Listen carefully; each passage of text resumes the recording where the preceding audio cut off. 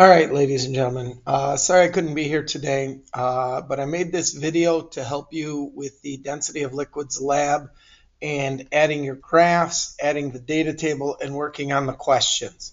So one of the nice things about this video is that you can stop it, you can rewind it, you can pause it, you can go back to something I said. If you wonder how I do something, you can go back and see it again. Also, I told the substitute that while you're doing this, you can feel free to work with your lab partner while you're doing this, so the both of you can be doing this together. You can go back and work at the lab together if you wish. Any of those things is okay, but we're going to help you get through this as much as we can since I am not here today. So the first thing you need to do is you need to open up the properties of Liquid Lab, both the document and the spreadsheet that you filled out yesterday. So I have a filled out spreadsheet here that I'm going to use. It's not the same data as yours, so you don't need to change your data, but I'm just going to use it to be able to show you how to do things. Okay. So the first thing that we're going to have to do, excuse me, is we're going to have to get to the point in our lab where it wants us to include the data on the masses and densities of the lab, to insert the table from the Google Sheet to here below. So I'm going to get my cursor right below where it says insert table from Google Sheet. That's my blinking cursor right here, ladies and gentlemen. Okay. Now I'm going to go into the Google Sheet and I'm going to click in the box up here, A1. I'm going to hold down the Shift key and I'm going to use the arrows on my keypad to highlight this entire table all the way down to the last boxes down here in cell 21, and you'll notice how everything is highlighted. I'm then going to hit Control C to copy it. I'm now going to go back into my lab and I'm going to click on that cursor again so that it's blinking, and I'm going to hit Control V. Yes, I want to link to the spreadsheet. I don't want to paste unlinked. Control V is the shortcut keyboard to paste something. And now everything moves into your lab for you in the document. Everything is there. Okay. Apparently I have a word spelled wrong here. I'm going to correct it just so that it looks a little better, ladies and gentlemen. If I misspelled this word in your lab, please feel free to correct it as well. So that is how you bring in your data table, ladies and gentlemen. And that is one of the things that you need to get done. So again, I'm going to show you this again so that you can see it again. I go into the actual lab. I highlight the first box, A1.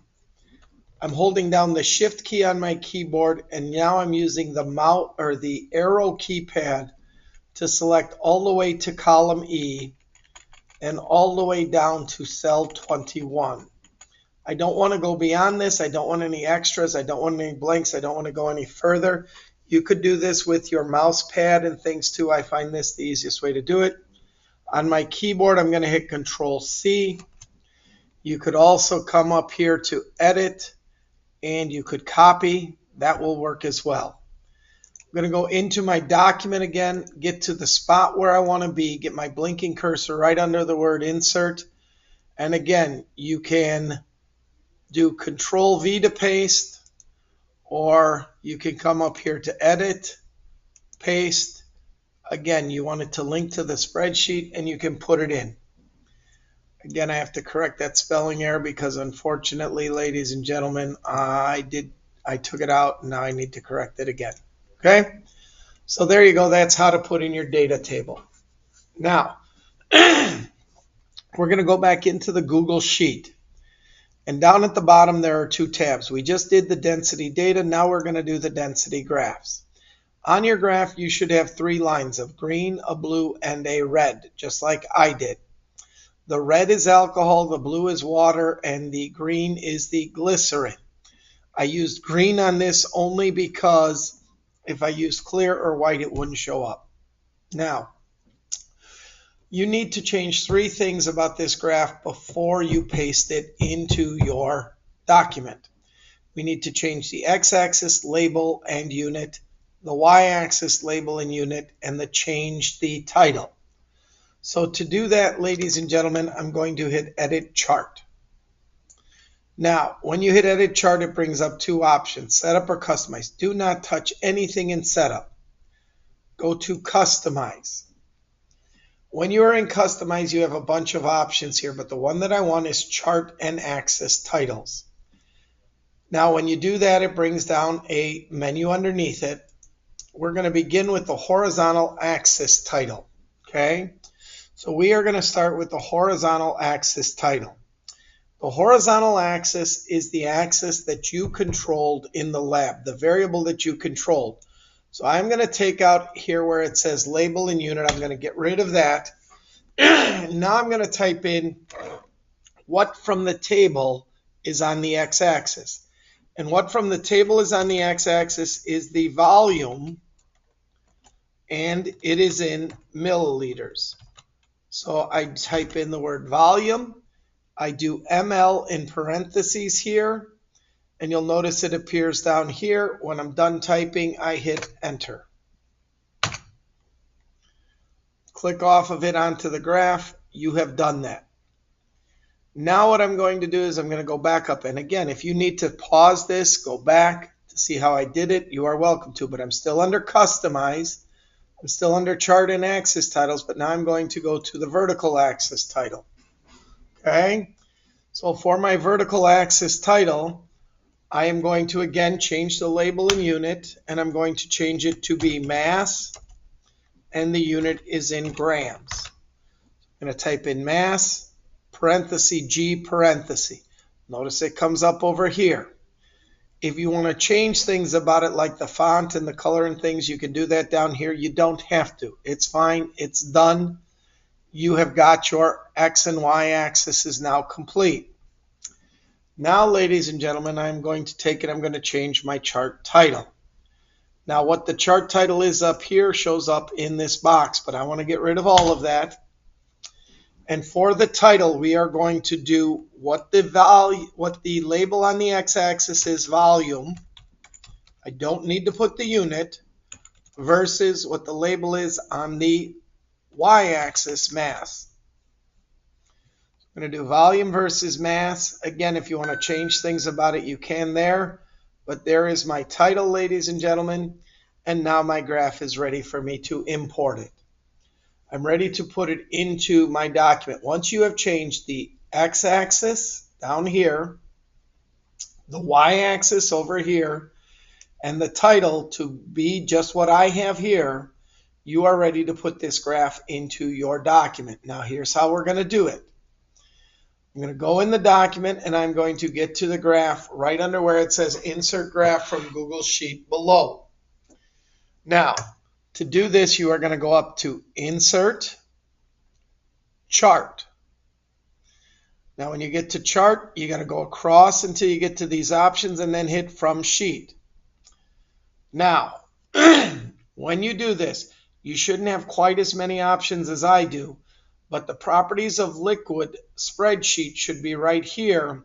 You should be able to click on that. When you click on it, it brings up Insert, and then it will bring up a picture of the graph. Click on it and hit Import. And now put your graph in there. Your graph has your title, your x-axis, and your y-axis labels. Your graph is complete. I'm going to show you that one more time, ladies and gentlemen, just so that you get it again. I'm sitting with my cursor right under the word Insert, Insert, Chart. Now, if I try to go down here to Sheets, I may not be fast enough and it may go away. So I go over and I go to From Sheets. Again, hopefully not as many choices under Recent for you. Click on the one that is in the upper left-hand corner. Hit Insert. It brings up the one graph that is in there. You click on it to highlight it, and then you can hit Import. Now you have got your graph in there, ladies and gentlemen. So you should have your table done. You should have your graph done. If you need to pause this or you need to go back, now would be a great time to do it. Otherwise, I'm going to move forward in a second to the questions.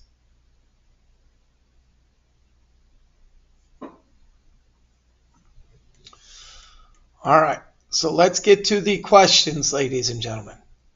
I want you to describe the shape of all three of these lines. Is the line straight or is it curved? Is it going up? Is it going down? Is it horizontal or is it vertical? Horizontal means straight across, vertical means straight up and down. So when you look at this graph, ladies and gentlemen, red line is alcohol, blue line is water, green line is glycerin. I want you to tell me what the shape of each one of those lines is and what direction it is headed. Is it going up, going down, horizontal, or vertical? So you should be able to answer those three by looking at your graph. Take a minute, get that done. Pause this because I'm going to move on in just a second. Okay, hopefully you've unpaused it. Now what I want you to do is between these three lines on your graph, I want you to tell something that is the same about them and something that is different. Please don't tell me the colors are different. I want you to look at these graphs and tell me what is the same about them. Give me something about these three graphs that is the same and something that is different. I will give you some leeway with this because I am not there, but you need to come up with one similarity and one difference for each of these graphs. Type that in here. Okay? Now, question 3. I'm sorry, I'm going to pause for a second so you can put me on pause so you can finish that question.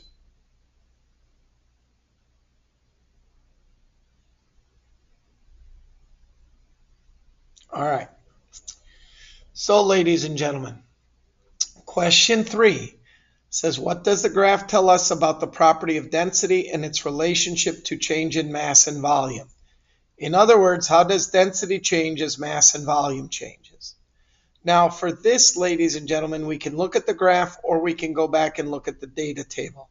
I'm going to start by going back and looking at the data table.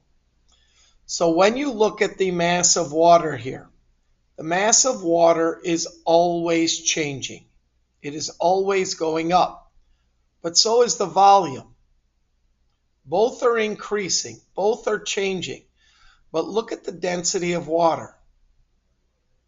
Look at those numbers. Those numbers aren't really changing, and hopefully they didn't in your lab either. Now, they're not exactly the same, but they are very, very close. Let's go down and look at alcohol. Again, the volume is changing, the mass is changing, but is the density really changing?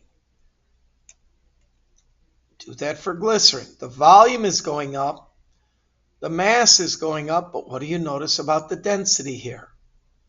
So in this question, you are going to explain to me what we see. Well, we said we know that the mass is going up and we know that the volume is going up. So you need to tell me that. In this lab, the mass of the water went up as its volume went up. But what happened to its density? Did its density go up, go down, or stay the same? That is what you need to tell me about in this question. Please pause it, answer that question, and then come back to me in just a minute when you're done with it.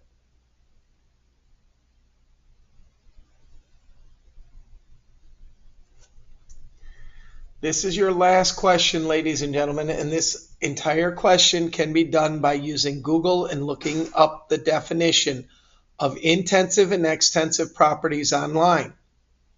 Now, please remember, this is a chemistry of science class. So when you find intensive property online, make sure it has something to do with chemistry class. Same with extensive property. You can take and copy those right out of Google and put them right into here. Down at the bottom, ladies and gentlemen, are the 3 properties that we looked at in this lab: mass, volume, and density. Based on your definitions of intensive and extensive, or based on some research you do, Asking Google, is mass intensive or extensive property? I want you to answer these 3 by telling me that mass, volume, and density are either intensive or extensive. All right, ladies and gentlemen, that is everything you need. You should be able to finish the graph, the tables, and the questions, and you should be able to submit it or turn it in. It is not due until Monday, so if you want to wait and turn it in Monday, and if you have a few questions, I will answer them for you. But this is how you should be able to complete the lab and get it done, ladies and gentlemen. If you have any questions whatsoever, you're going to have to wait till Monday to ask me, or you're going to have to send me an email. That's it for the video, ladies and gentlemen. Thanks for watching. Thanks for getting this done, and hopefully you can turn in your lab. Have a good day. We will see you on Monday.